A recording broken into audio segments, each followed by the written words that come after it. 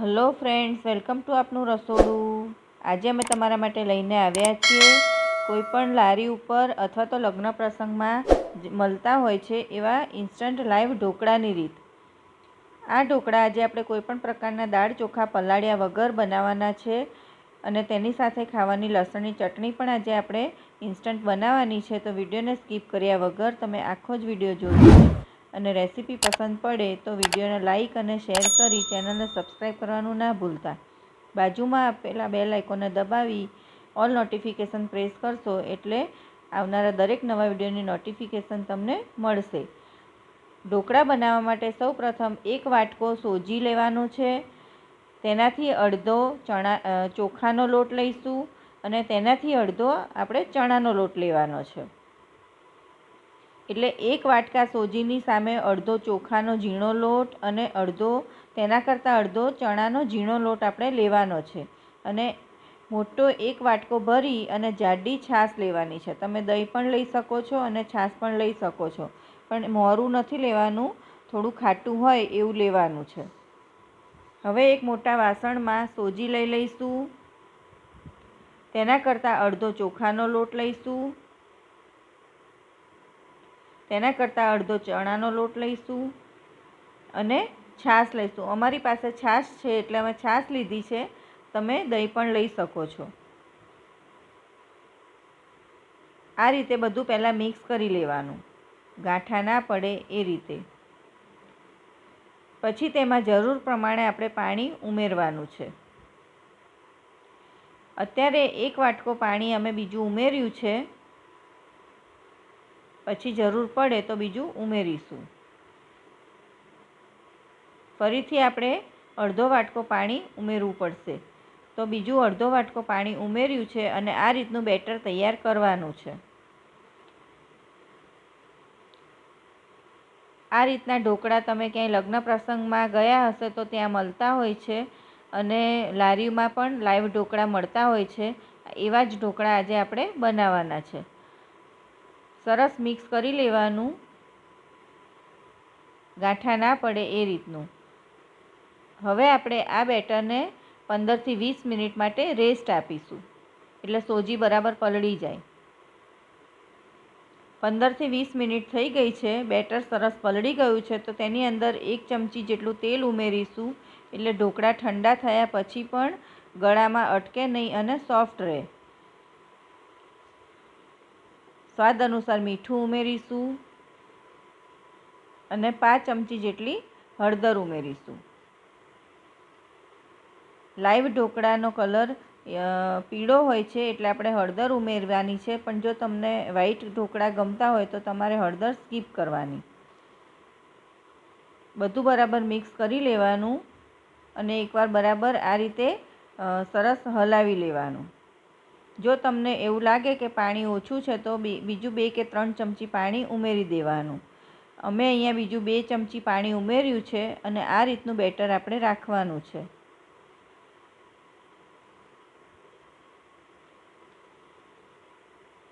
હવે આપણે એક ઢોકળિયું જેમાં આપણે ઢોકળા બનાવવાના હોય એમાં પાણી લઈ અને ગરમ કરવા મૂકી દેવાનું અને જે પ્લેટમાં ઢોકળા બનાવવાના હોય એની ઉપર તેલ લગાવી લેવાનું। જો તમારી પાસે ઢોકળિયું ના હોય તો કોઈ મોટા વાસણમાં કાંઠો મૂકીને પણ તમે ઢોકળા બનાવી શકો છો। આ તૈયારી આપણે પહેલાંથી કરી લેવાની। ત્યારબાદ હવે ઢોકળાના બેટરમાં આપણે ઈનો ઉમેરીશું। જ્યારે ઢોકળા મૂકવાના હોય ત્યારે જ તેમાં ઈનો ઉમેરવાનો છે, પહેલાંથી ઈનો નથી ઉમેરવાનો। અને જો તમારે એકસાથે વધારે ઢોકળા ના બનાવવાના હોય તો જેટલા બેટરમાંથી ઢોકળા બનાવવાના હોય એટલા બેટરમાં જ તમારે ઈનો ઉમેરવાનો। આ આપણે ઇન્સ્ટન્ટ લાઈવ ઢોકળા બનાવવાના છે એટલે આની અંદર ઈનો નાખવાથી રિઝલ્ટ સારું મળે છે। તમે બેકિંગ સોડા પણ નાખી શકો છો, પણ તેના કરતાં ઈનોથી વધારે સારું રિઝલ્ટ મળે છે। ઈનો નાખ્યા પછી વધારે વાર સુધી બેટરને રહેવા નથી દેવાનું। આ રીતે બરાબર મિક્સ કરી અને તરત જ આપણે થાળીમાં પાથરી દેવાનું છે।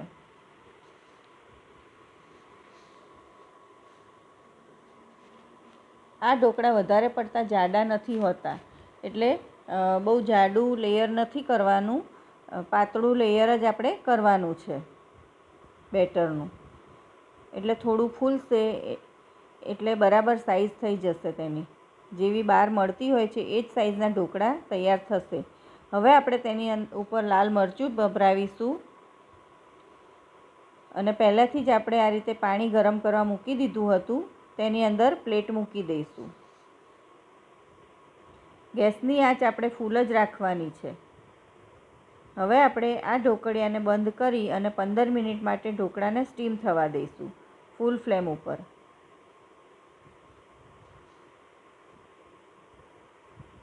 આવી રીતે ઢોકળા સ્ટીમ થાય ત્યાં સુધીમાં આપણે લસણની ચટણી બનાવીશું. તો તેના માટે 15થી 20 કળી લસણ લઈ લેવાનું છે. તેને આ રીતે ખાંડણીમાં ક્રશ કરવાનું છે. મિક્સરમાં પણ તમે કરી શકો છો, પણ ખાંડણીમાં ક્રશ કરેલી ચટણી વધારે સારી લાગે છે. તેની અંદર ચપટી મીઠું ઉમેરી અને ક્રશ કરી લેવાની છે. મીઠું ઉમેરવાથી ફટાફટ ક્રશ થઈ જશે. સરસ લસણ ઝીણું થઈ ગયું છે. તો હવે આપણે તેની અંદર લાલ મરચું ઉમેરીશું. અહીંયા અમે કાશ્મીરી લાલ મરચું લીધેલું છે. 2 કે 3 ચમચી મરચું ઉમેરવાનું છે આમાં અને બરાબર વાટી લેવાનું છે. સરસ ચટણી આપણી તૈયાર થઈ ગઈ છે. તો હવે આપણે ચટણીનો વઘાર કરીશું. તો તેના માટે એક કઢાઈમાં તેલ ગરમ કરવા મૂકી દઈશું. આ ચટણીની અંદર તેલ થોડું વધારે હોય છે એટલે અહીંયા અમે 3 થી 4 ચમચી તેલ લઈ લીધું છે. સિંગ તેલ લીધું છે. અહીંયા તેલ બહુ ગરમ નથી થવા દેવાનું. તેલ થોડું ગરમ થાય પછી આપણે તરત જ ચટણી ઉમેરી દેવાની છે. જો વધારે પડતું તેલ ગરમ થશે તો આપણી ચટણી બળી જશે. ચટણી ઉમેર્યા પછી આપણે ગેસ બંધ કરી દેવાનો છે અને બરાબર ચટણી અને તેલ મિક્સ કરી દેવાનું. આ સ્ટેજ ઉપર આપણે ગેસ બંધ કરી દીધો છે.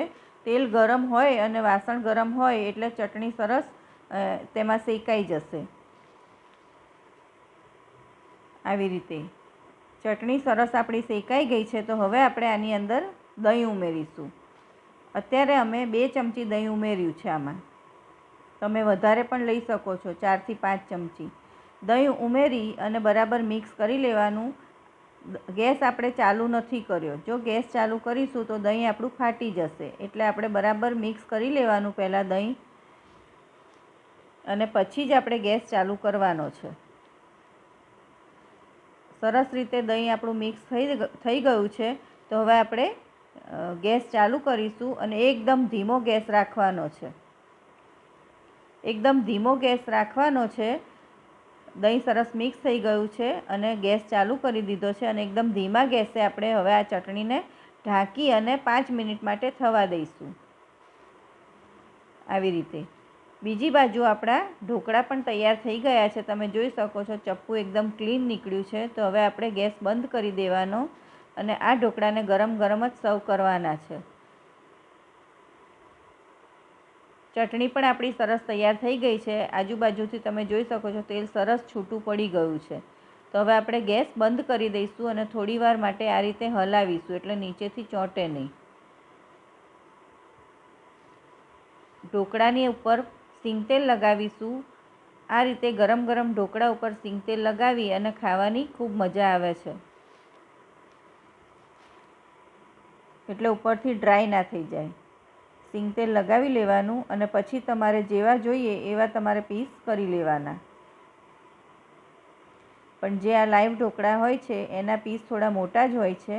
એટલે આ રીતે પીસ કરી અને તાવેતાની મદદથી આપણે તેને ઉખાડીશું એટલે તરત જ ઉખડી જશે. તમે જોઈ શકો છો નીચે બિલકુલ ચોંટ્યા નથી. આ રીતે બધા ઢોકળા આપણે ઉખાડી લઈશું અને ગરમ ગરમ સર્વ કરીશું. તો તૈયાર છે આપણા એકદમ ટેસ્ટી એવા ગરમા ગરમ લાઈવ ઢોકળા અને સાથે લસણની ચટણી. એકવાર ચોક્કસથી ટ્રાય કરજો. આ ખૂબ જ સરસ લાગે છે. તમને અમારી આ રેસીપી કેવી લાગી તે અમને કમેન્ટ કરીને જણાવજો ફ્રેન્ડ્સ. અમે તમને એક ઢોકળું તોડીને પણ બતાવી દઈએ. તમે જોઈ શકો છો એકદમ સોફ્ટ તૈયાર થાય છે આ જાળીદાર. જો તમને અમારા વિડીયો પસંદ હોય ફ્રેન્ડ્સ તો વિડીયોને લાઇક શેર કરી ચેનલને સબસ્ક્રાઈબ કરવાનું ના ભૂલતા. ફરીથી મળીશું બીજી આવી નવી હેલ્ધી અને ટેસ્ટી રેસીપી સાથે. બાય.